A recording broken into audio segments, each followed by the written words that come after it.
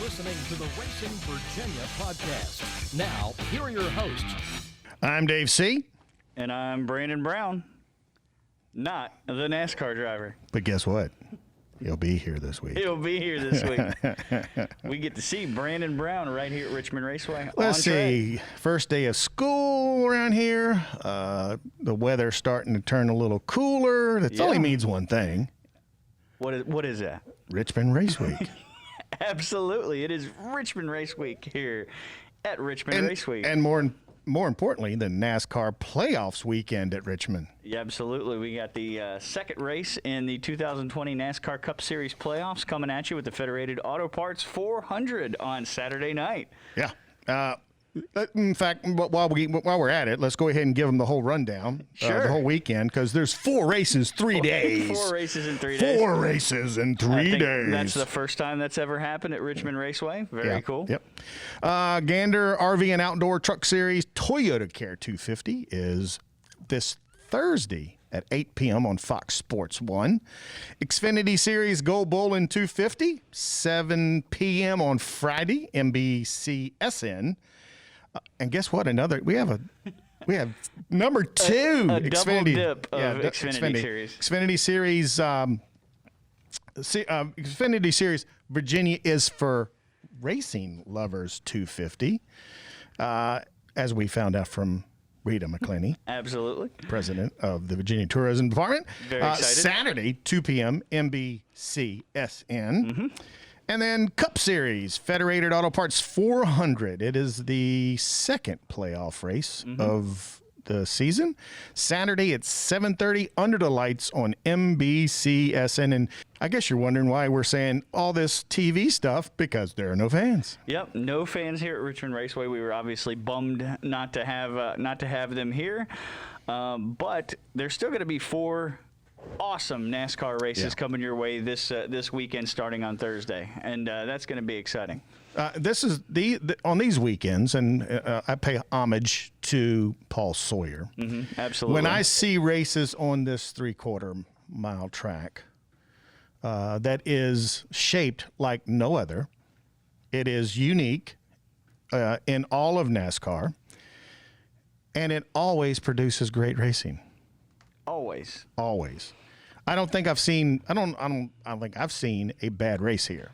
I don't think you can, just because both ends of the track are so different. That tight 2, man, coming off turn 2, and it just feels like it's like going into a tunnel. Yep. It just funnels right there, and that's where you see a lot of unfortunate mishaps. Yeah, if you go turn 1 and 2, they probably painted it already. But if you can see what the outside of the wall looks like it coming off of turn 2, they use that thing up quite a bit. 3 and 4, big sweeping corners into the dog leg, or I guess you want to call the D-shaped, front stretch. Yeah, we'll go with the D coming out into the D. Yeah, if you look at it, it almost looks like a D overhead. Yeah, So, but Paul Sawyer. If no one knows the story, designed this track pretty much on a paper napkin while eating breakfast. Yeah, he wanted it. Correct me if I'm wrong, but he wanted it to be a tinier Michigan. Yes, he wanted it. Yes, and forget the engineer's name that was involved in it, but obviously he had a lot to do with how this track is banked, and to go back to that year. When they changed from the half mile to the 3/4, unbelievable. I don't think you could do it ever again in today's climate. Spring race finishes it. Takes it. Richard Petty took the bulldozer and helped dig up some of the asphalt on the half mile, the old half mile fairgrounds track. And what is it? What was 6 months, maybe? Yeah. If that. From March to September. March to September. It went from a half mile, and they raced in September that year. Yeah. Completely reconfigured this place. New grandstands, everything. You couldn't do it. No. There's no way you can do that again. No, there would be way too much stuff that went into that. But I obviously was 3 years old when it happened. Had no idea about Richmond Raceway. But to see those photos of Richard Petty doing, jumping in right after the race, jumping in and digging up some of the track, iconic here around Richmond. And if you ask most of the Cup drivers and even the Xfinity drivers, they'll tell you that the racing here this track provides great racing. It almost races like a super speedway. Yeah. But it's a short track. Yep, you got two grooves that you can run. If you want to run on the outside, you can. If you want to hook the bottom, you can. Provide some great side-by-side racing, historically great side-by-side racing. You remember the battles of Jeff Burton and Jeff Gordon, I believe, back in 96, 98, one of those years, and quite a few others. Bill Elliott in '92. It just allows for Tony some Stewart great getting stuff. his first win here. Yeah, that was which cool. is interesting because when the sprint cars, when his sprint car series came last year, when they came last year to Virginia Motor Speedway, Tony had some. We went over and got in his hauler and talked to him, and he was so thankful. So gracious to Bill Sawyer. And he goes, man, I can't forget my very first Cup race was at your track, and you handed me, and we're looking at a trophy that everybody used to get back then, and that's a cutout of the state of Virginia. Yeah, and we actually brought that back 2 years ago for this race coming up. So the Commonwealth of Virginia trophy will be presented to the winner of the Federated Auto Parts 400, and Tony got one. I remember that day very vividly because I was at a friend's birthday party that night, and I kept leaving the party just to go back. Like I would say probably every 25 laps, I'm going back and watch the race. And I got in with about 10 laps to go and watched Tony win his first race at Richmond. And you think back, you go, that wasn't so long ago, but it was 21 years ago. It's crazy. It's crazy. Yeah. Makes you feel old. Yeah. I don't have to think back to feel old. All I got to do is step out of bed every morning. Well, speaking of years ago, trucks haven't been here in 15 years. They're coming back. Which I don't want to upset nobody, but I never understood why they took them away. Yeah. It just did not make sense to take them away from Richmond. And it was a perfect, and just like this weekend, Thursday, Friday, Saturday. It was such a great weekend of racing. And the trucks, you talk about Cup and Xfinity having racing here? Yeah. The trucks are amazing on this track. From the very first race, you had a photo finish between Jeff Bodine and Terry Labonte. Like, I went back and watched every single truck race that was run here. They're all on YouTube, by the way, if you feel like watching them. You get prepared for this weekend. And not only was they had tons of incidents, like action, people beating the hell out of each other, but the racing, the technical racing side by side, the battles that they had were just phenomenal here too. And I'm hoping and I'm thinking that it's going to be the same on Thursday night. The trucks, no matter where they race, typically race sometimes better than the Cup and the Xfinity. Yeah. A lot has to do with they're not as aerodynamically dependent on setups. I kind of wish they would go back to the one break in the middle. Yeah. Like they used to have, the 10-minute, the intermission. Yeah, and take the trucks back to some short tracks. Well, I think that might be same thing with the Xfinity Series in the works because same thing with the Xfinity Series because the Xfinity, that's how you get short track fans interested in NASCAR. Bring the show to them. I mean, when I was at South Boston Speedway, we always had a truck and a Busch race. It was Busch at the time. And the drivers that we had, we always got a lot more guys racing with us during the season because they wanted to be there for those events and be seen by the Cup because they were always the companion, the late model stock cars. Yep.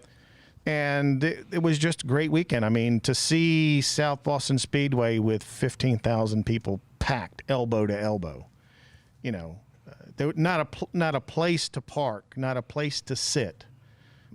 That's what I remember. Mm-hmm. You know, and I also remembered back in the days of Southside Speedway, where if you didn't get to Southside Speedway early, you didn't get a seat. It was just, I mean, and we want to get that back. Mm-hmm. That's why we do this show. I mean, we want to get that back. Yes, we're promoting all the tracks and Richmond and Darlington mm-hmm. and Martinsville. We've by the way, if you haven't noticed, we've adopted Darlington Raceway into the Racing Virginia family. We've adopted Darlington and we've adopted Harrison Burton. Like those are our two adopted kids so far. And by the way, the paint schemes were just freaking unbelievable awesome. Yeah. And it was interesting to see that both the Xfinity race and the Cup race had similar finishes, maybe not in the same lap. Yeah. But very similar what happened at the end. But very similar what happened where the leaders, first and second, you know, get into each other. Yeah. And third place wins. Third place just kind of moseys on. Brandon Jones was coming. I thought that he might have, if he had a couple more laps and they did knock the hell out of each other, he might have been able to pass them both because they were using their stuff up real bad. That and by them battling side by side, it gave mm-hmm. him a chance. Absolutely. I mean, they slowed down way down, and he sped up. That was shades of that race was shades of Kurt Busch and Ricky Craven, man. That race was awesome. Denny Hamlin and Ross Chastain, and here comes Brandon Jones. That's a great precursor to two races here and on Friday and Saturday. Yeah. I think some beating and banging will be in order in the Xfinity Series then too. Yeah, I think the Xfinity. I mean, because they haven't even set their playoff mm-hmm. races yet. Nope. The playoff field, and it's pretty tight there at 14, 15, 16. With our buddy Brandon Brown. Yeah. He's sitting in 12th place, I think 41 points above the cutoff. Excuse me. Yeah, because they only take 12, right? Yeah, they only take 12. Yeah. So he's sitting in 12th place, 41 points above the cutoff. He got in a first lap wreck. Yeah. And persevered to even gain points on the rest of the field, which was impressive for that little team out of Fredericksburg. You know, with it being Richmond Raceway NASCAR playoff weekend, it wouldn't be the same if we didn't have the director of track communications, NASCAR Mid-Atlantic region with us. By the way, Brent Gambill. Brent, congratulations, by the way, on the, I guess it's promotion, right? Yeah. Yeah, it comes with a certificate at the end of the year. There's no doubt. Yeah, more work, but. Yeah, no, it's been great. Absolutely fantastic to get the opportunity to work for multiple tracks, and especially, two tracks in Virginia, and then, of course, with South Carolina, just getting back from Darlington. So it's been fun. And I know you spent all week in Darlington. Yes, So, and you just got back yesterday. Yes, I went to bed. I got to the hotel around 3 a.m. on Monday. That's just I was wrong. Back in the car at 8 a.m. on same day. Doesn't NASCAR know when they schedule these things not to do that to you? Well, I did schedule the media for Dennis yesterday, so I pulled in at 2:20 and we started media hits at 2:30. Don't you know he does it to himself? Yeah, he can't help himself doing that. That's 2 busy weekends in a row. That's a lot of long hours. There's going to be a vacation after this, isn't it? There's definitely going to be a week away before Martinsville. There's no doubt. But no, it's been great, and to kind of see things from that perspective. Obviously we haven't had, outside of Martinsville, we haven't had these weekends like we're typically had with fans in particular. So to be able to see the fans in the stands for the first time at the Cookout Southern 500, that was.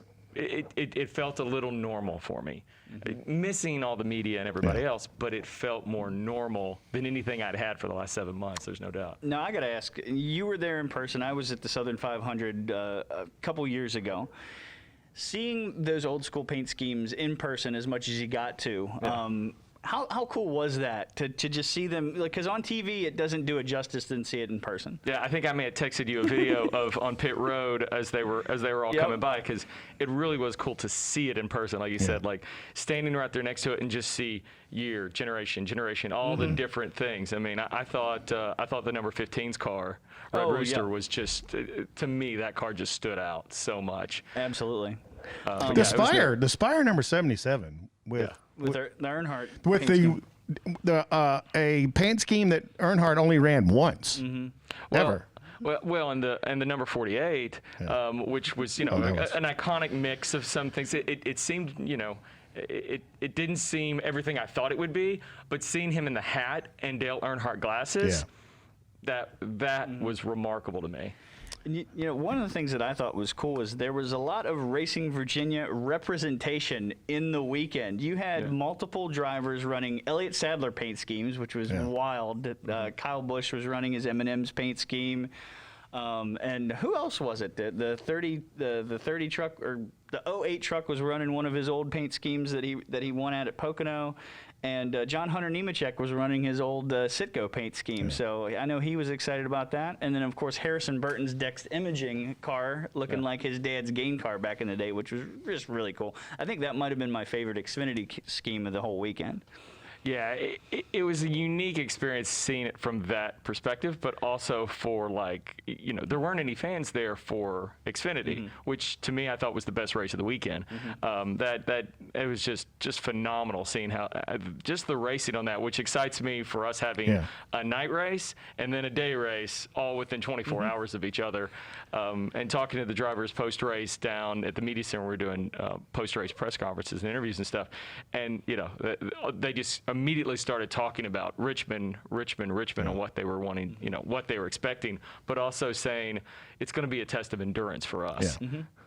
And that's you bring up a good point, because I didn't even think about this. The due to the rules, they're going to have to use the same cars for the Go Bowling 250 as they do in the Virginia's for Racing Lovers 250. Two completely different set of circumstances and times of day, which is going to be a challenge for them and provide some really good racing, I think, because they're going to have to tinker with the setups for both. Oh, there's going to be a lot of changes. And no practice. No practice. Yeah. Well, and honestly, the no practice thing, it feels weird that you're not talking to a pole winner and you're not going through all these other kind of the machinations of a typical race day. It feels kind of eerie to a certain degree, but at the same time, once the racing starts, those first 20 laps, they really are figuring it out. I mean, the Xfinity race in particular, I was in infield care. They didn't make it around 2 laps before someone had wrecked. And poor Daniel Hemrick, no one's had a worse year than had a tougher year than him. And so going infield care and talking to him after that, and did his media interviews as nice as can be. And he sat in the cart, we're driving off, and the first thing he says is, "Just not my year. Just not my year right now." I don't know. Maybe I might be kind of one of the only ones that think this, but I think that the racing in all 3 divisions has been better this year because of no practice. I think they get into practice, they start second guessing themselves. Well, I think Kyle Busch is the perfect case. He's a guy who can get his car where it needs to be through practice, and it also shows throughout the years why he runs everything. Yeah, so, he's frustrated. He's frustrated because he can't get the car to where he wants or needs it to be at this point in time without the practice and the qualifying time. And you're seeing a guy like Denny, who's a more shoot from the hip. There was a video I saw that was trending on Twitter yesterday, or maybe I saw it this morning, that was years and years ago at Darlington, when all he had to do was make a lap around the track in 45 seconds to stay in, and he still had to go as hard as he could, and then he wrecked the car and he didn't even make the race. Yeah. He had to run a 45-second lap around Darlington, which is like 15 seconds off, more than 15 seconds off the pace, and he walled it in turn 1. But that's what he does. That's the style of driver that he is, and like you said, this year, why he is a true championship contender. He probably would have been up front at the Southern 500 if he didn't have that issue getting to pit road on the final pit stop. Well, and thinking of Kyle, I mean, this weekend's a time he can get right. Yeah. Yeah. I mean, if you look at, Richmond's good to him. Yeah, I mean, and Bristol right after. So he's got 2 weeks in a row where it's his tracks. Yeah. Yep. And if you look at, I think he was, he swept in 19 or in 18. Yep. And then in 19, he was, I think, 8th or 9th in the spring, and he was 2nd in the fall. Mm-hmm. So he'll be ready. And who would have thought? Who would have thought at this point in the season, Kyle Busch, no wins?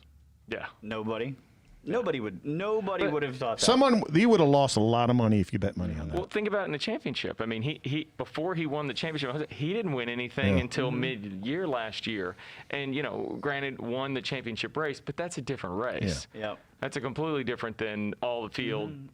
Yeah, like you race that championship race much different than you do the groups of races leading into it. You're trying to stay out of trouble and accumulate points. Yeah. The last race you're going for the win. Yeah. The funny thing about Phoenix being the last race is that the two guys that are hottest this year, that's their racetrack. Yeah. They both do extremely well there. Mm-hmm. Yeah. So I mean, if they're in the Final Four. You almost, who do you put your money on? It's going to be one of them probably. The Toyotas are going to have a good weekend, I think. They typically always do. But one thing we can't forget for this weekend, it's the first time that short track package has run here yet. There hasn't been a race at Richmond for it to run. I mean, this is the longest time in the 74-year history of Richmond Raceway that the track has been quiet. The last cars to run on this track were IndyCar tests. So it's going to be fascinating to see those cars get on the track for the first time. I mean, truck, of course, is going to be dynamic on Thursday night. Oh man, we before you got in here, that's what we were talking about. It's like can't wait to see the visual of how good that truck race is going to be. But yeah, low downforce, higher horsepower here at Richmond for the Cup Series. Great move by NASCAR to do that, especially leading into the championship. That's a package that's going to be at the championship as well. But it's going to serve Richmond really, really well this weekend. And this weekend is a record setter for the track. I mean, I don't think we've the track's ever hosted 4 races in 3 days. Yeah. But the thing is NASCAR's getting good at this. Mm-hmm. The whole group. From top to bottom, from teams to officials, they really have their game on right now. Yeah, it's getting to see it in person. I kept saying all last week, I'd got to Darlington about a week or so in advance and had made multiple other trips before that just in preparation. And I kept saying, I just want to get to Saturday and just kind of see it all in action. And after one day, now I get it. I get how it's working from an infield, from a media center standpoint, because it's such limited media. And while we have a press box of media, and I'll go over and try to say hello and stuff, but mostly being in the media center the whole time with everything going on. It's going to be a great weekend of racing. It really is. Got some great sponsors. Obviously, Toyota's been with Richmond for a while. Well, and not a Toyota driver, but watch Austin Dillon this weekend. Yeah. In his post-race press conferences, finishing second at Darlington. That's all he kept bringing up to Richmond. He goes, that was the track he was worried about. Now he gets to Richmond and Bristol, and he says, I'm good at Richmond. I can win at Richmond. And honestly, the way the playoff everything looks, he needs to win at Richmond to really lock himself into the next round. Sure, and that's a bold statement from I know he got the win at Texas earlier this year, but that was on a strategy call that paid off. For a team that runs somewhere between 8th and 15th on a normal basis, to have that confidence is pretty impressive for him to voice that too. Yeah, I think the line he used in post-race this weekend was, someone asked him, what's it like to finish second? And he said, well, it's like kissing your mom. And then he said, sorry, Mom. And so it really is. I mean, I think you're going to see some folks at Richmond, and it's in years past. When Vegas was the first race before Richmond, you saw, everyone always thought, it's going to be a little more of a relaxed race. You're not going to see a lot of damaged cars, because they know when they get to Richmond and now Bristol that they really can put it in gear and take some risks that they haven't. So I'm really fascinated to see what the package and stuff is. From your standpoint, being in the communications side of it, who is the dark horse? Who out of other than Harvick and Hamlin, who do you think could win it all? Oh, here or for the whole season? For the whole season. Oh, I don't think you can count Kyle out at any point in time. Because I know from a playoff point perspective, but he's still the driver who can get on a run. But I think Hamlin and Harvick. Harvick just, I think the line I was listening to the Athletics podcast post race with Jordan and Gluck the other night, and they kept saying, like, Harvick's team just doesn't make mistakes that hurt them. They just do their thing, and they never hurt themselves. And exactly winning the race this weekend is exactly what did for them. And how about Stewart Haas getting all 4 cars in? Yeah, it's crazy. Yeah. I mean, because you're talking about a team that really hasn't been around that long. Yeah. And I think the whole industry is all still hoping there's a chance. One race, won't matter for the playoffs, but one race at some point in time, you'll see Jimmy get close. Yeah, I think he was until he bumped Hamlin, and I think he messed the front end of his car up. He was close. He was running second to I believe Truex there for a long period of time, and I think Jimmy's just been. He wants it so bad, and this being the last year. Yeah. New crew chief. I think he just overdrove in some races where he would, in most cases, maybe would have won.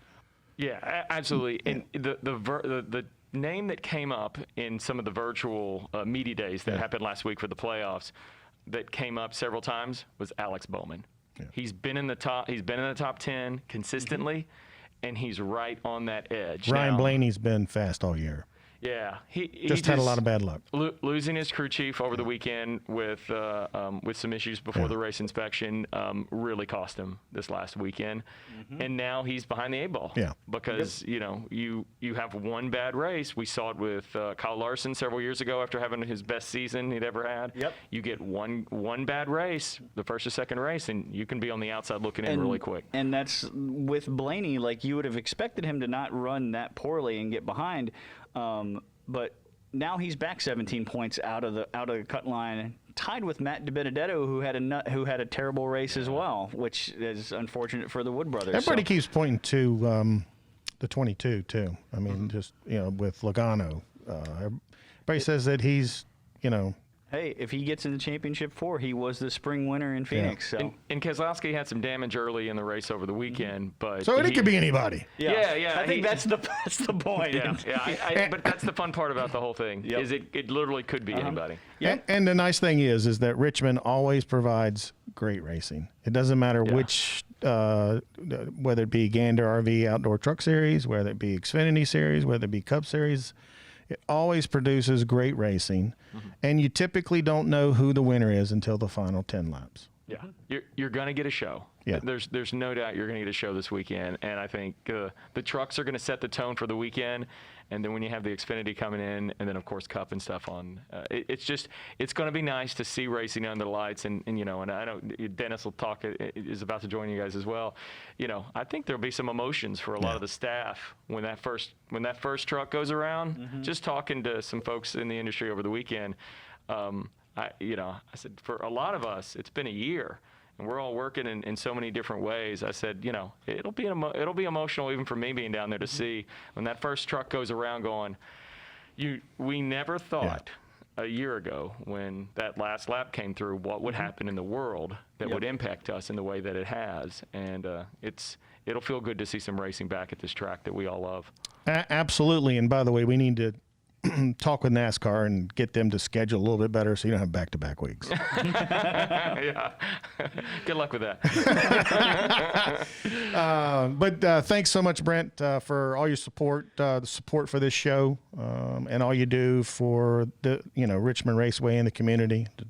Can't thank you enough. Absolutely. Well, thanks for you guys doing the podcast consistently, and it's never been better than it's been this year, and it's certainly something I listen to every single week. And it's on all the directories now. Yes. Hallelujah.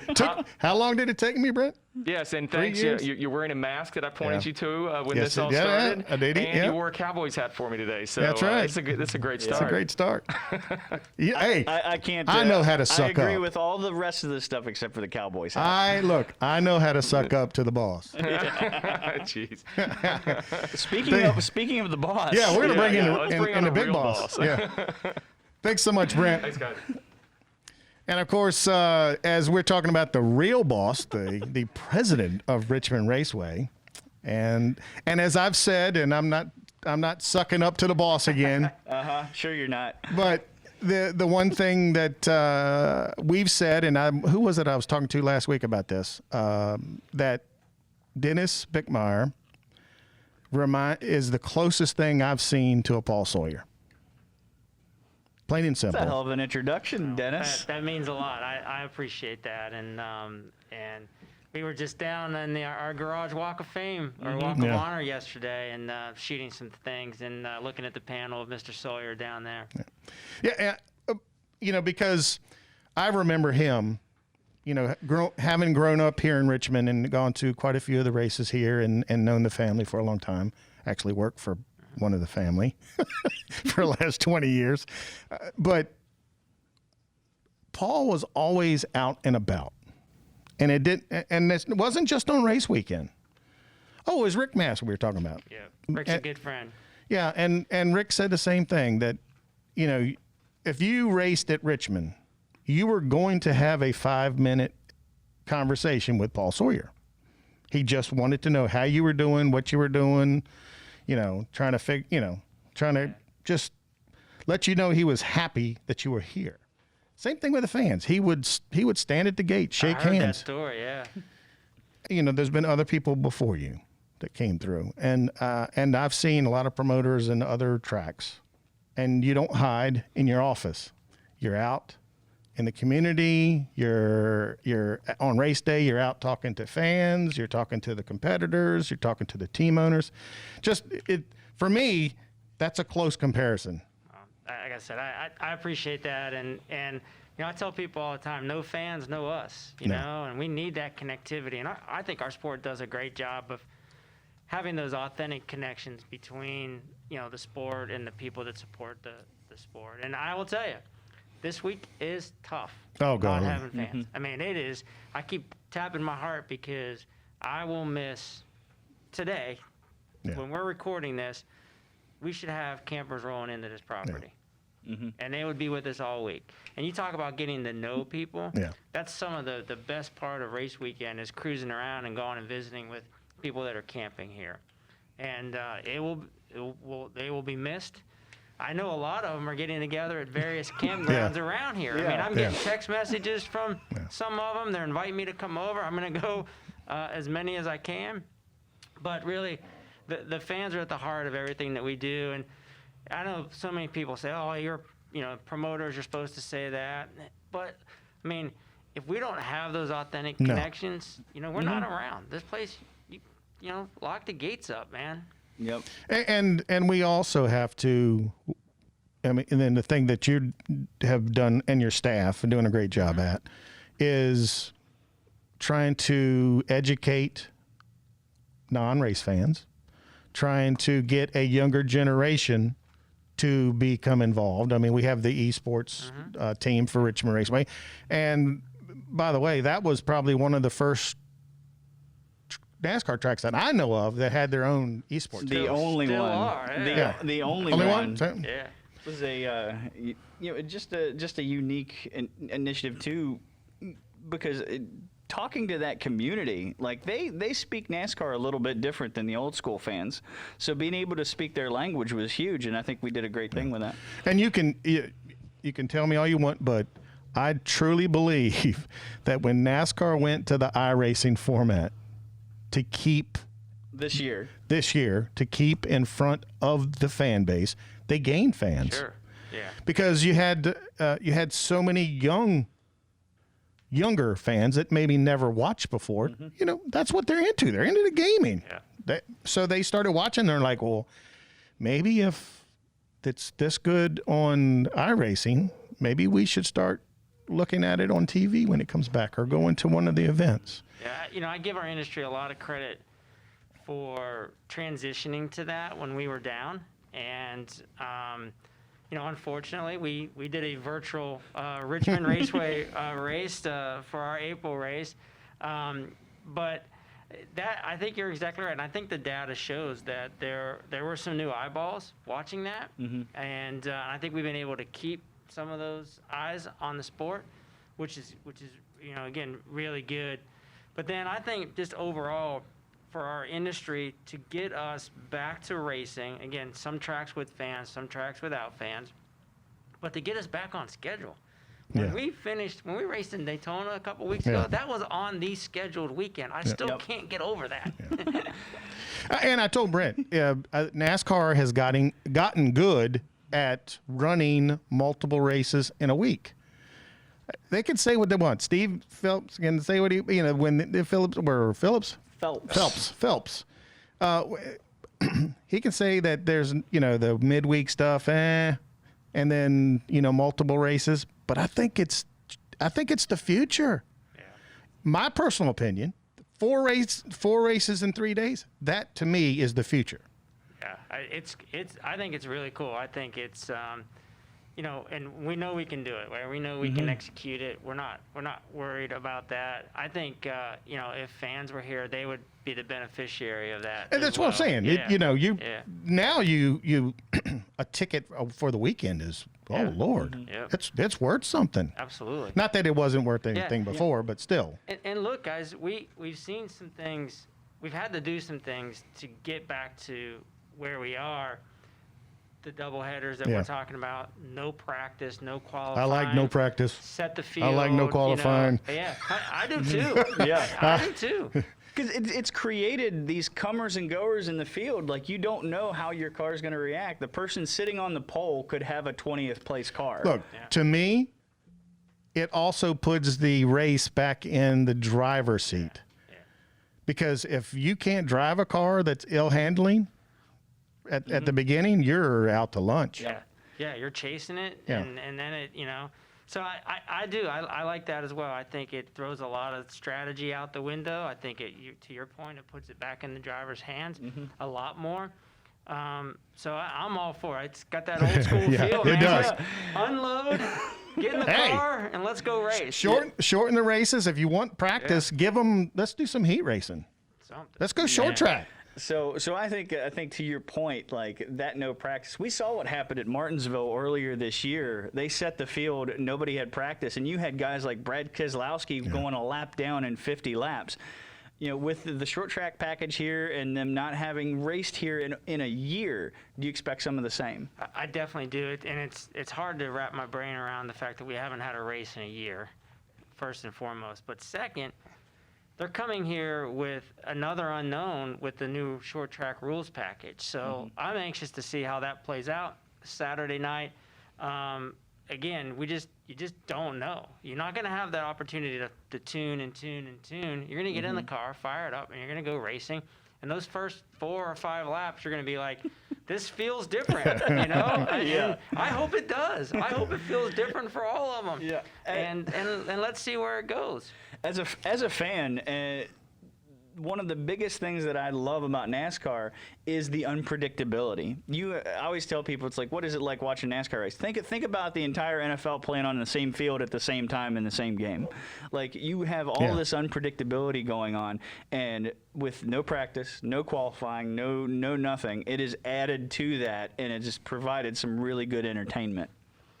Without a doubt, and again, I think that the playoff pressure adds to it, and I know you guys were touching on it earlier. You got Martin Truex Jr. and Chase Elliott, who didn't have the finish that they should have had after dominating down in Darlington. Might add a little pressure to those guys.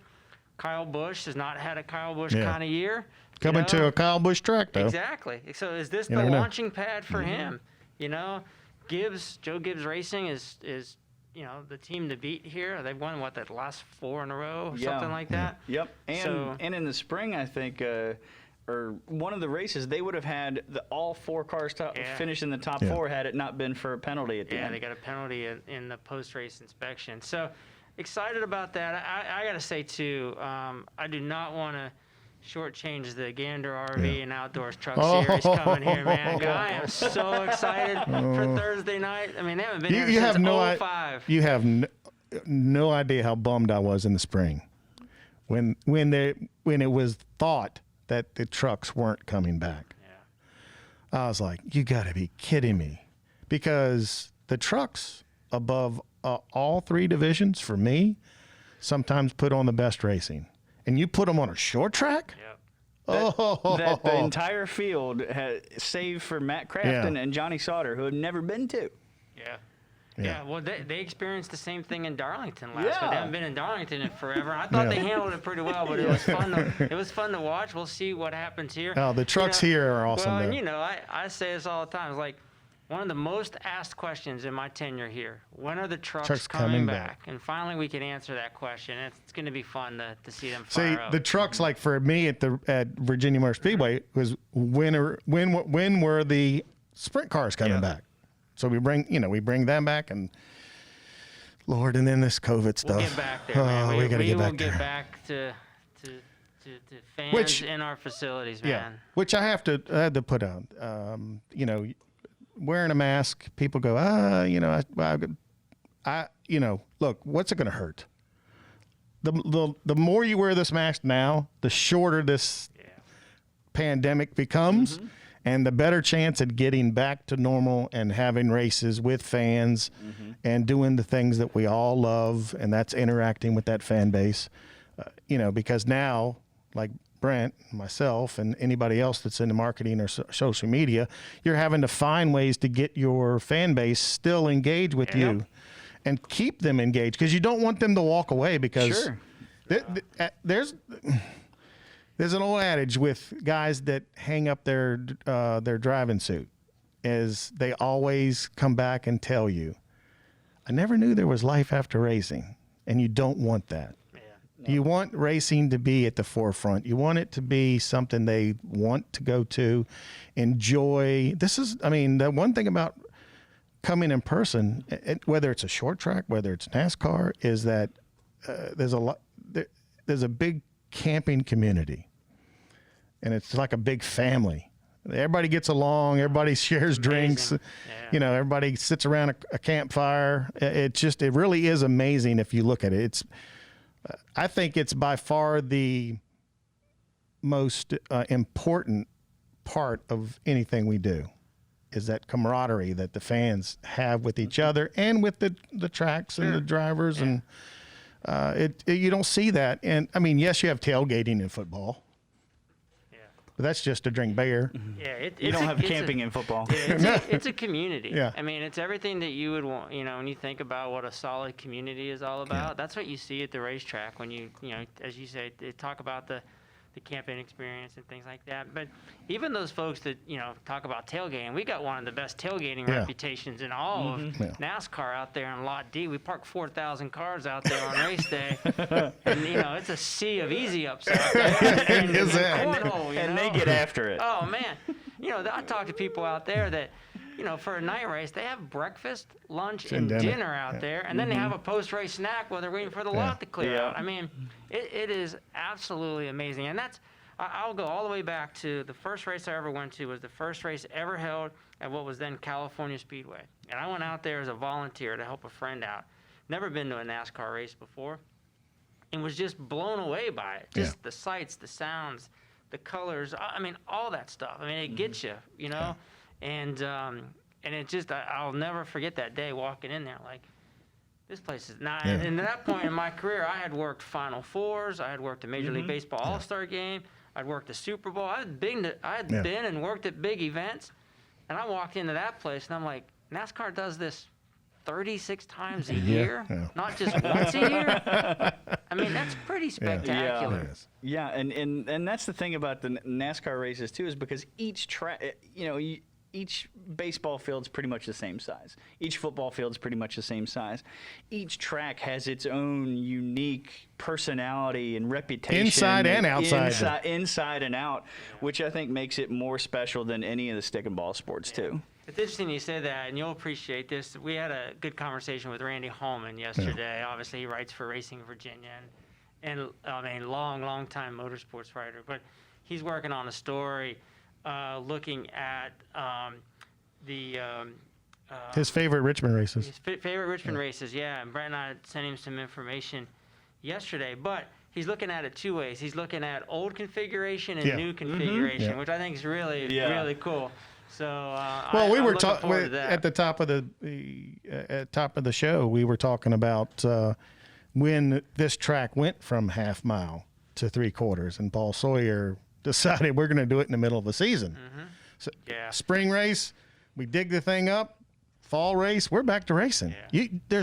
And I just said there's no way you could ever do this again. Got the diagram on the wall there from Timmons, and Jeannie West is a good friend of the racetrack and did a lot of work here with Mr. Sawyer and stuff, and gave us that print and stuff to put up there on the wall. Is pretty cool. But talking about why the banking is what it is, and on. I love hearing and how unique those stories, because there is not another track that is shaped or races like Richmond Raceway. Yeah, you're exactly right, and it's again makes us unique. We love that part of being unique and not like another racetrack. The other thing that we have to also be cognizant of is that our sponsors have gone above and beyond, because they could have just said, "Hey, look, no fans.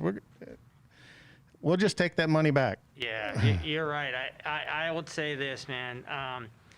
On the sponsor side and the fan side. So on the sponsor side, there are certain, obviously, things that we just can't deliver this week without having fans. So tickets, obviously, hospitality, the fan engagement in the midway, and all that. And we've had conversations with all of our partners. They're very understanding. And then some have just said, you know what we can't deliver this time, let's roll over to 2021. Like, we're with you, and that makes you feel good, and that support is there. Same with the fans. I feel like industry-wide, we've done good by our fans with offering the additional 20% credit. I think has been a home run, and you've seen that in what we've been able to roll over to 2021 for our fans. So look, some wanted refunds. I get it. No problem. Majority don't, though. Yeah, and that is exactly right. So we've been able to accommodate those who wanted refunds, and those who have said, like, we just can't wait to get back to the track, roll it over to 2021.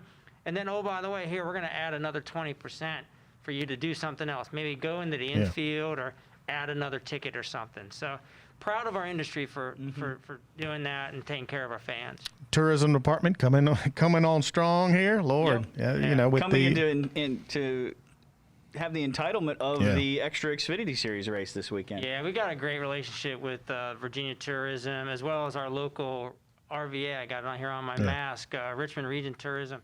So our tourism partners are really good partners. They obviously see the benefit of our race events with fans filling up hotels and things like that. So that's great. Toyota's been a longtime partner here. And then, to stay with us on the truck race. Go Bowling, they're fun partners. They've been with us a couple of years. I was telling Brandon yesterday, the other thing I missed this week is I missed the professional women bowling championship that would have been tomorrow night or would have been Wednesday night. I missed that. Yeah, that for them to not only partner the Go Bowling and the PWBA to partner with us, but to bring the championship here to our Old Dominion building was just really special and such a fun event to watch. Yeah, I mean, if you tell people, like, wait, you got a bowling alley? Yeah, who would think you could put a bowling alley up in a week? Yeah. And not only that, they leave the bowling alley up for the fans to bowl during race weekend too. As well as the staff that goes in there late at night to bowl. And some drivers that have come over and gone bowling late at night with us as well. So that's a lot of fun. And look, I can't say enough about Federated Auto Parts. They've been with us for 9 years. They've been in this sport for almost 30. They sponsored races at Nashville for a long time and other racetracks, and they're based here in Virginia. And they love the sport, and they've got a long-standing relationship with Kenny Schrader, who, Yes. who again, I will miss this weekend because Kenny would have been here. Yeah. And if you've ever out with Kenny Schrader, you know how much fun that is. If you've ever hung out with Kenny Schrader, you've had a headache the next morning. Yes. Yeah. I'll break out some pictures then when we get off the air. So.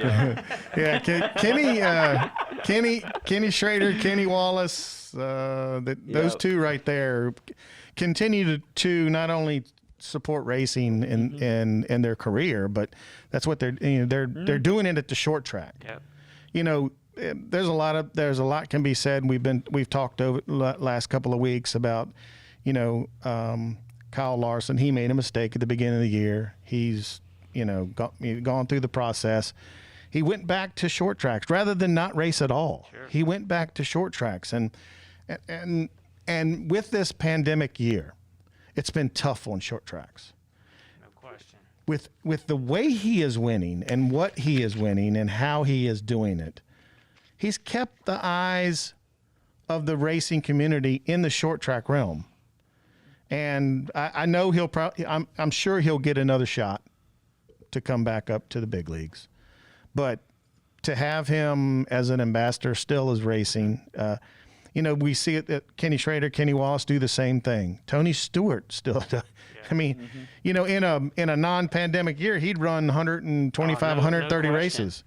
And what that does, and you're starting to see more and more of the Cup guys talk about it, that we need to go back to the short tracks, whether we just sign autographs or whether we race.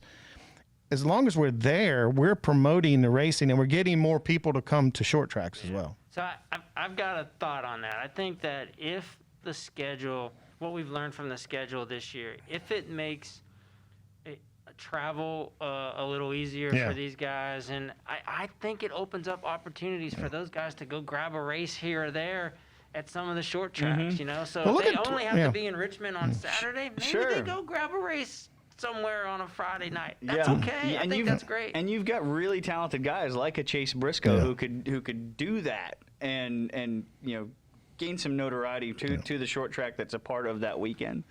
Yeah, it just, what Tony and Ray Evernham are doing with SRX, bringing some older drivers and some newer drivers together, racing.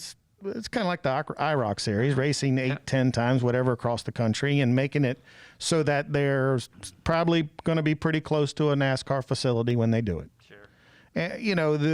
That's the whole point of this show. And again, I thank Brent for his efforts in promoting this and letting us do this.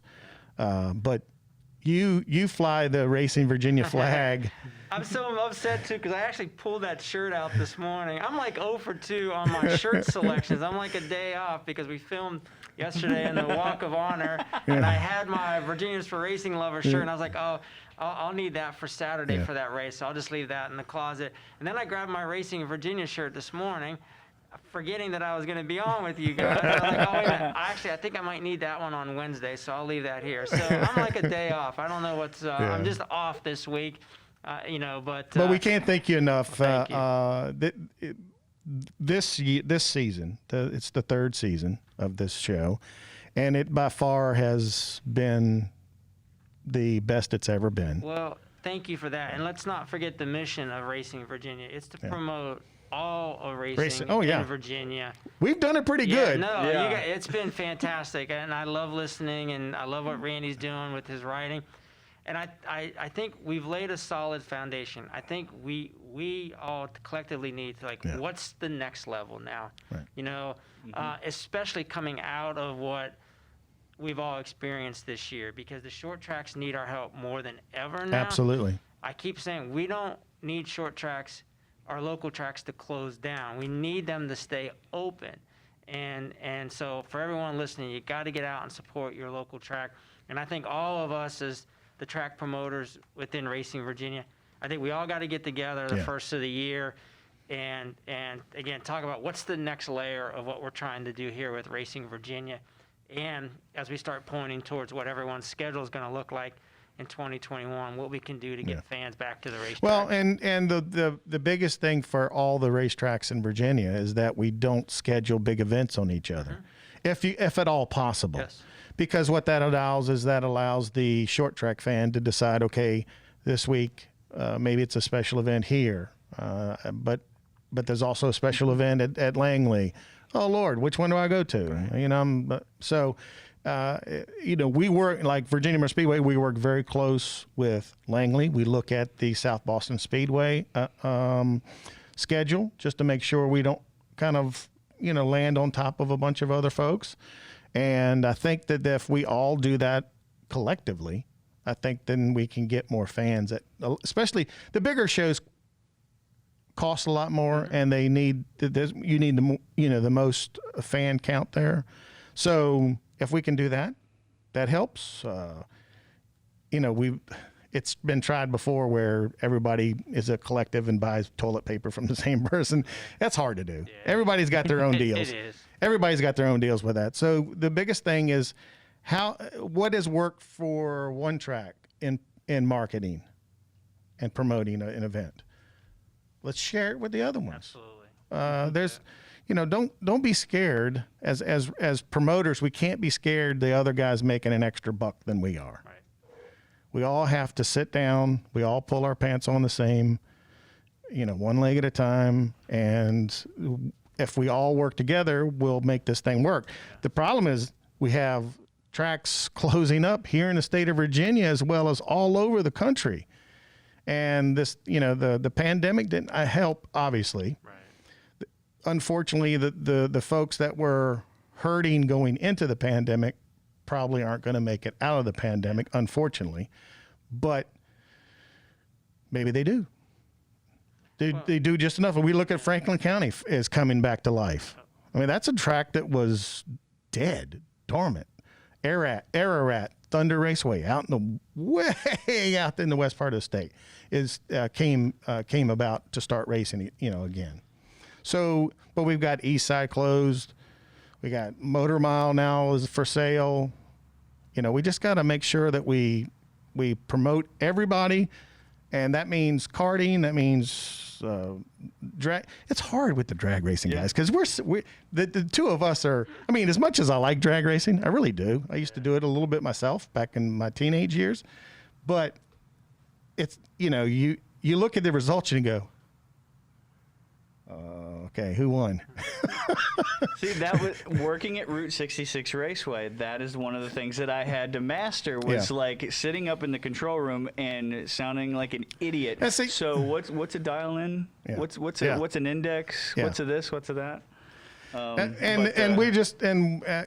We've worked a lot closer with the drag strips this year. We're finding that a lot of the drag racers have personality. Yeah, definitely. So I mean, if we spread the love around, as I say, this show will grow even more. It's now on all the indexes, so you can't complain. You can't go, well, I have to go to your website and listen or download. Okay, now you don't have to do it. That's right. So I want to know. Speaking of personalities, we're gonna have a few here this weekend, and we're gonna have some really good racing. Dennis, I want you. I'm not gonna make you pick winners, but I want you. Why not? I mean, if he wants Humpy to, did it. If he wants to, he Humpy can. used to do it. But I just want a weekend preview for Richmond coming up. Well, again, I think 4 races in 3 days. The unknown of the rules package for the Cup race Saturday night, the Federated Auto Parts 400, is something intriguing to watch. I guess kind of working backwards from that, race number 2 of the playoffs, like I said earlier, is this where Kyle Busch gets some momentum going for another championship run? I tell you, if he wins Saturday night, I think there's some drivers in the garage will be like, uh-oh, the sleeping giant has awoken. So I'd keep my eye on that. You guys talked earlier about the Stewart-Haas racing cars. I picked Eric Almirola as my dark horse, and I think he's quietly gone about this entire season. He's consistently in the top 10, top 5, and let's see if he can hang around, do a few rounds of the playoffs, and then see what happens. But again, I think Hamlin's going to be tough to beat Saturday night here. I know that's such a simple, easy pick. To say that, the hometown guy, but what a year, man! Yeah. What a year! And then, I think the two Xfinity races will race completely different. Friday night under the lights, Saturday afternoon. So whatever you did Friday night, you can throw it out the window because you got to just have a short-term memory and readjust to Saturday afternoon. So we'll see what happens there. Allgaier, I think, could be a contender in either one of those, I think he needs a good race too. Yeah, he does. He's had a lot of bad luck. And the trucks, I have no idea. I mean, I will tell you. So Johnny Sauter's in that group, but he's not had a Johnny Sauter kind of year, right? Yeah. And this is their cutoff. Yeah. So if anyone has to swing for the fences, it's the most veteran guy in the field to get into the playoffs. And one of the only drivers in that field who has not only raced at Richmond in the past, in the Busch Series and in the Cup Series, but won here at Richmond in the past. Yeah. So See, I didn't know he had a win, so that's good. Yeah. See, it's good to have him around. Yeah, no, there's no doubt. Yeah. Knocked Matt Kenseth out of the way and turned 4 in a Busch Series race about 17 years ago. How did I know he was going to know that? But here's the thing. So we have racing back. That's, we will miss our fans, but just got to encourage everybody to tune in, man. Fox Sports Net on Fox Sports 1, On Thursday. On Thursday night, 8 o'clock, and then NBCSN the rest of the weekend for the two Xfinity Series races and the Cup Series race. And again, before we let you go, we know you've got a busy week, but we can't thank you enough for flying the Racing Virginia flag. You've gone to bat with us with the folks in Daytona, and we can't thank you enough. And hopefully, this thing will get even bigger than we anticipated. Well, And I agree with you, and like I said, I'm serious. Like, we've got to get together and figure out what the next. I think we've laid a solid foundation over these first couple years. Now, how do we take it to another level?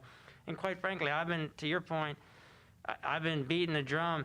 Like, there should be, where we have other racetracks, there should be a Racing California, and there should be a Racing Arizona, and there should be a Racing South Carolina, and on and on and on. We've laid the groundwork for others to follow. Like, we've built the template. Yeah. So I hope that happens, but I know you've got my commitment, our commitment to continue to promote this great sport and find those new fans and those young fans. The other thing that we fly the Racing Virginia flag, but you're also flying the Racing Virginia podcast flag. Right. Yeah. And I know you've gone to bat for us. So I can't thank you. appreciate that. Thank you guys for all that you're doing, and we'll keep beating that drum. Thank you. He is Dennis Bickmeier, the big boss, president, Richmond Raceway. We got a big weekend, folks. Want to remind you, Gander RV and Outdoor Truck Series Toyota Care 250, 8 p.m. on Thursday night, Fox Sports 1. Xfinity Series Go Bowling 250 on Friday night, 7 p.m. NBCSN. And Xfinity back again on Saturday afternoon. Xfinity Series Virginia is for Lovers 250. Racing lovers. Racing Lovers, yeah. Saturday, 2 p.m., also on NBCSN. And, of course, Cup Series Federated Auto Parts 400. It is the second playoff race of the playoffs, second race of the playoffs. Saturday, back under the lights, 7:30 p.m., NBCSN. And you're not going to want to miss a lap of it, folks. You really aren't. All 4 of these races are going to be phenomenal. And because this track always produces phenomenal racing. So it's not like I got to go out on a limb and say that. It is the absolute truth. Been that way for many, many, many, many, many, many, many years. And we can't thank you, as always, for listening to the show. Don't forget social media. At Racing Virginia, Facebook, Twitter, Instagram, YouTube. There we go. And now the podcast on Apple Podcasts, Spotify, Google Podcasts, Spreaker. There's a list goes on and on. It's iHeartRadio. Yeah. We just got approved for iHeartRadio yesterday. So just about I don't think there's not a directory it's not on now. So if you have a favorite podcast listening app, just look us up, Racing Virginia. And now it's easy for you to listen to. As always, for Brandon Brown, for Brent Gambill, for Dennis Bickmeier, I'm Dave C. saying thank you, folks, for listening, and to keep racing, Virginia.